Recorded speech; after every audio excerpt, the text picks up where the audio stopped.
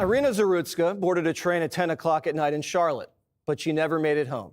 She left in a body bag with knife wounds to the neck. Irina was a Ukrainian refugee. She just finished her shift working at a pizza place. She was wearing her work uniform. She gets on the train, sits in front of a black male in a red hoodie. 4.5 minutes later, the man pulls a knife from his pocket, unfolds it, and begins to plunge it into the 23-year-old's neck. Irina was slashed 3 times and left for dead. You can see the look of pure terror on Irina's face after the attack. She's cowering in fear and covering her face. No one steps in to help. And moments later, she collapses to the floor while her killer walks away, dripping in blood. After the murder, the killer was seen wandering through the train, still clutching the bloody knife, leaving a trail of blood.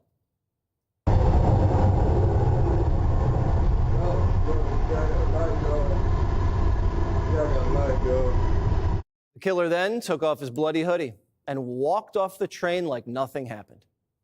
Irina fled Ukraine in 2022 when Putin started bombing, but she died in North Carolina, riding public transportation.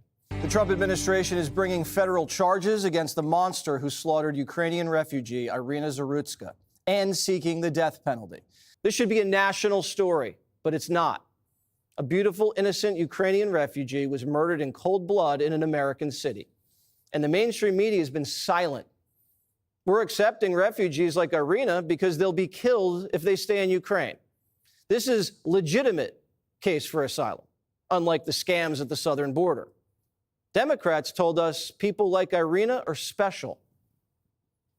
I've announced 2 days ago we will welcome 100,000 Ukrainian refugees. Our collective responsibility to ensure the safety and well-being of these refugees. We have a moral responsibility in the world, as every other country does too, to receive refugees who have a well-founded fear of persecution or harm to return to their own country. Now, if you have a moral responsibility to receive a refugee like Irina, don't you have a moral responsibility to say something when she's murdered, when you can't protect her?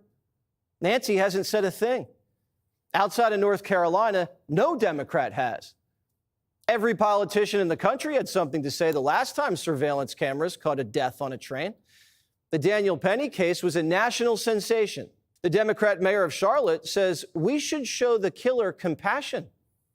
Tragic incidents like these should force us to look at what we are doing across our community to address root causes. We will never arrest our way out of issues such as homelessness and mental health. Root causes is what you say to make yourself look deep, but really it's just a dodge. After the Charlotte City Council held a meeting on the murder, they ate cake. Mayor Lyles stopped the proceedings and threw a birthday party for a member of the city council.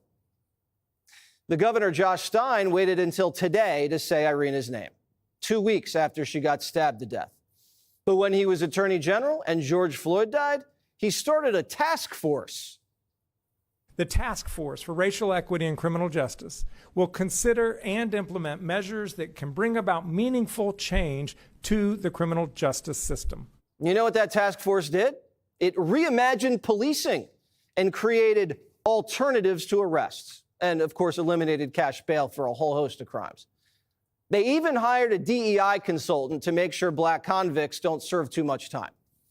Now, a white woman gets slashed to death by a schizophrenic black ex-con, and the media is blaming the cameras. Quote, the video is easily shared or leaked and can instantly pollinate across social media, a visual counterpoint to statistics showing crime decreases. Ah, yeah, the video of a murder is making it harder for them to convince you crime's down. Brian Stelter says it's racist to share the video. It's being used, as you said, Brianna, as a political symbol, with MAGA media calling for more forceful punishments and more incarceration.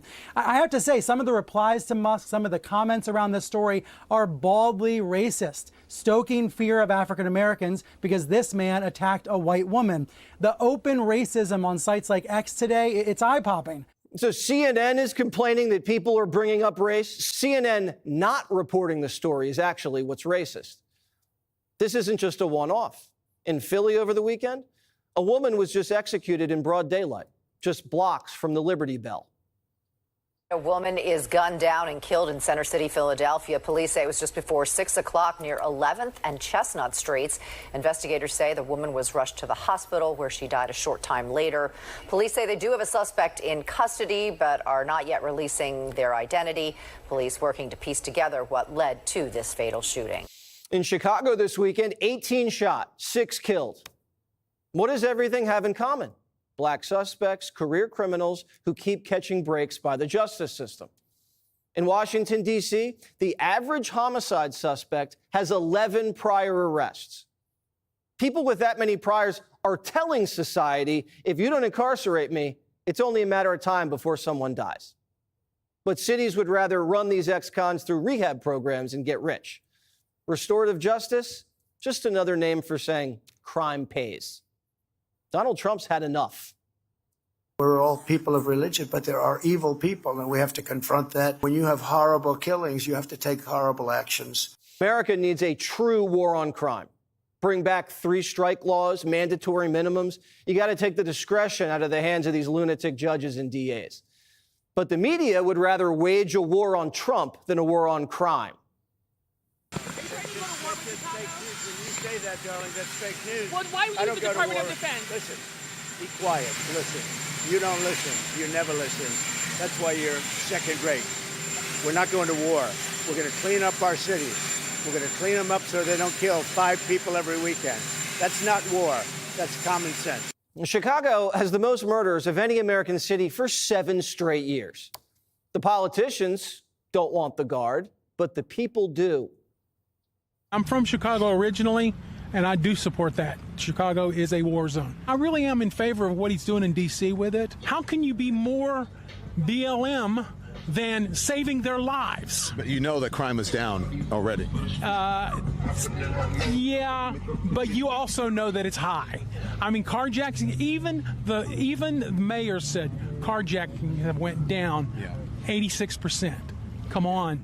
New York wants it too. Do you think we need the National Guard on the streets here? What? National Guard on the streets to help with crime. Maybe more. You think National Guard or just more police? More police. What about armed military? I think it's good. If we are going to be safe, Then you're all for it. Yes. There are neighborhoods in Chicago more dangerous than Iraq. We shouldn't see women executed in Center City, Philadelphia, and Charlotte should be safer than Ukraine. And we should all agree, riding a train shouldn't be a death sentence. I think we need to ask ourselves, how do we make sure this doesn't happen again? And to me, there's pretty simple answers. Behind those 14 mugshots is a story behind the 14th one, the magistrate judge. The magistrate judge who he went before for his final arrest let him out on cashless bail on a written promise. So this deranged individual gets out on a written promise on cashless bail and then goes on to murder a woman in her pizzeria outfit at 9:45 p.m. on the L train. Well, how do we fix that?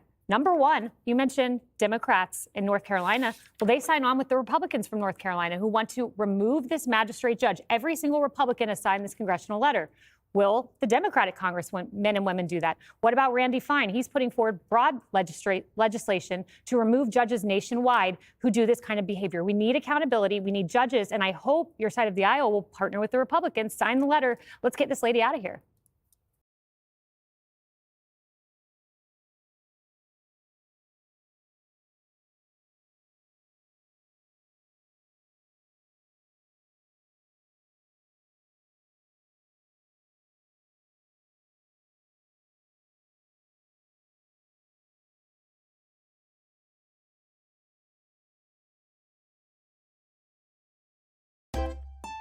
If you enjoy this content, please consider subscribing to my channel to stay up to date with future videos.